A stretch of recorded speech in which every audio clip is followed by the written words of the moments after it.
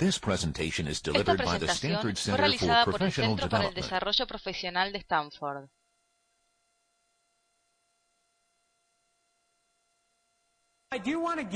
En estos minutos que quedan, una breve introducción a programación antes de que cortemos la clase. Vamos a ver cómo andamos con el tiempo. Entonces, para poder ver esto, hay una serie de cosas que queremos entender. Déjenme mostrar entonces acá una imagen. A veces, cuando hablamos de escribir un programa, hablamos de debugging un programa. ¿Cuántos de ustedes se han escuchado el término bug o debugging? Un bug en un programa es un error en el programa. O, por ejemplo, vengan a ver a su jefe de trabajos prácticos para que les haga un debugging del programa, etcétera. Lo que estamos invitándolos es a encontrarse con alguna gente que mire sus programas y encuentre los errores que ustedes tienen. Así que eso lo pueden hacer en los días que ahora detalla el profesor.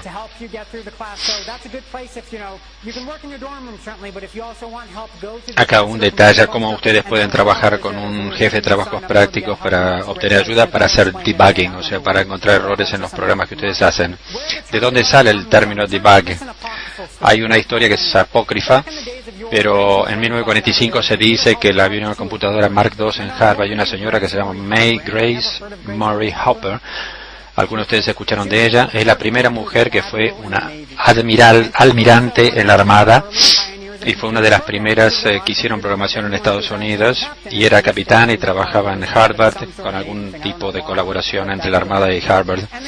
Y tenían esta computadora Mark II y que de repente se detenía y no entendían qué podían hacer, porque como tenía válvulas podían entrar adentro de la computadora y ver qué pasaba. Y vieron que dentro de lo que se llaman los relays encontraron esto que ustedes ven acá, que no es otra cosa que una polilla. Entonces estaba entre dos relays de la computadora y eso hacía que había un pequeño problema y había errores. Entonces sacaron el bug y entonces la computadora empezó a funcionar fantástico. Entonces lo pegó ella en su logbook, que ven acá en la foto que ahora vemos acá, y ahí les lee a ustedes toda la parte que tiene que ver con la parte legal de la foto, etcétera, en forma de broma.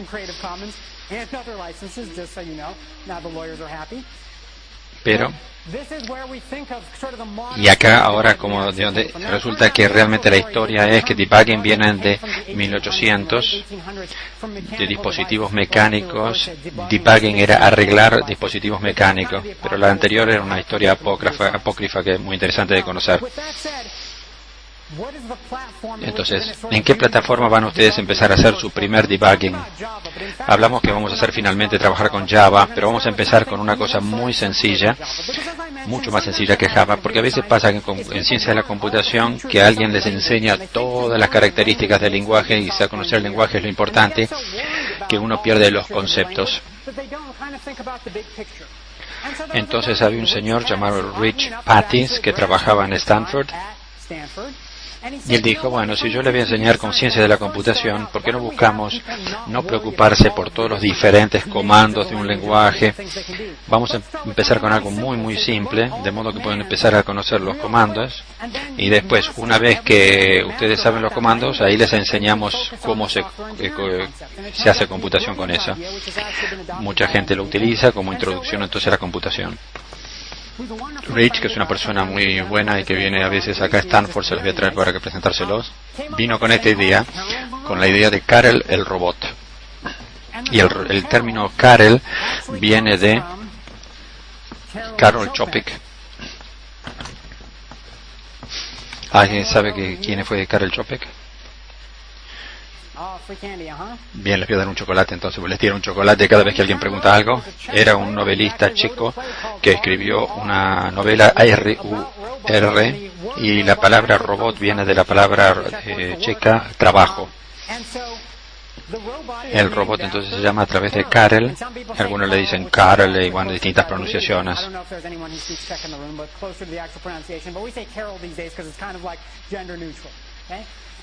Entonces el robot Karel es este robot que vive en un mundo muy muy simple. Déjenme mostrarles, vamos a ver si lo conocen, es muy amigable. Déjenme mostrarle entonces a Karel el robot. Bueno, tenemos que empezar a que cargue Karel. Ahí viene. Bien. Y ahí aparece Karel entonces. Ahí está. Ah, miren ustedes a Karel. Ahí está Karel el robot. Parece una de las viejas Macintoshes. En vez de que tiene patitas, una sale de la parte de atrás. Esto es lo que es.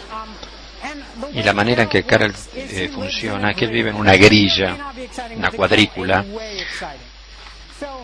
Vive en esta pequeña grilla y la grilla funciona, hay avenidas, algunas son horizontales y otras avenidas que corren perpendicularmente. Entonces primera avenida, segunda avenida, tercera avenida, quinta avenida, como si viviera en Manhattan. Entonces Karel está siempre en uno de estos rincones, está en 1-1, o sea, calle 1, avenida 1, ahí donde vive él. Y Karel se puede mover de un lado para otro, puede ir hacia adelante, puede darse vuelta para estar y puede entender algunas cosas de su mundo. Entonces existen en el mundo de Karel, hay paredes a través de las cuales no puede penetrar. Primero que hay paredes perimetrales que no puede salirse y otras murallas que como esta chiquitita que le estoy mostrando donde él no puede pasar. También hay algo que se refieren a beepers.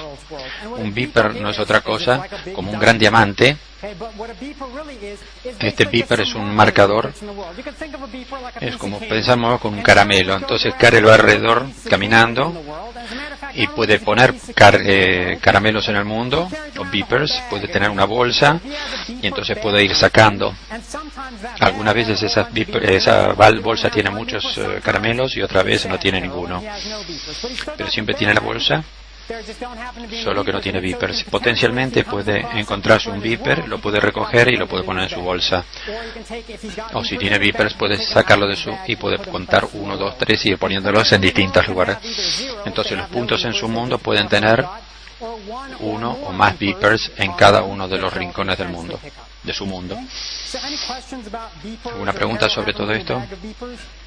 Y esto es todo. Esto es Karel. Este es su mundo. Podemos hacerlo más grande el mundo, podemos hacer beepers, podemos poner murallas, podemos hacer cosas. Pero la próxima clase van a ver que es muy simple el mundo de Karel, pero pueden hacer muchísimas cosas. Y después de una semana nos vamos a dar cuenta de... Es una muy interesante manera de entrar a conceptos de programación y en particular a Java. Así que alguna pregunta de Karel.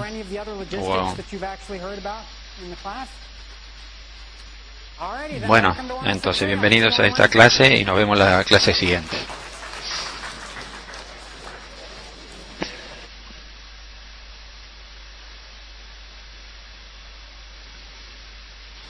Bien. Bueno, vamos a empezar entonces con el contenido. Ustedes se acuerdan de la vez pasada, hablamos de Karel el robot. Ahí está Karel en este mundo que hablamos, donde hay avenidas, calles, de este a oeste y de norte a sur las avenidas. Y tenemos paredes y beepers. Entonces, ¿cómo hacemos para programarlo a Karel? ¿Cómo podemos hacer para que él haga algo interesante en este mundo? Y resulta que hay 4 comandos que Karel puede hacer. Y son bastante simples. Vamos a ver todo el vocabulario que puede entender Karel. Hay un comando que se llama move. Move básicamente lo que hace es mueve a Karel hacia adelante en la dirección que él está mirando. O sea, está en 1,1, entonces está apuntando hacia el este, se va a 1,2.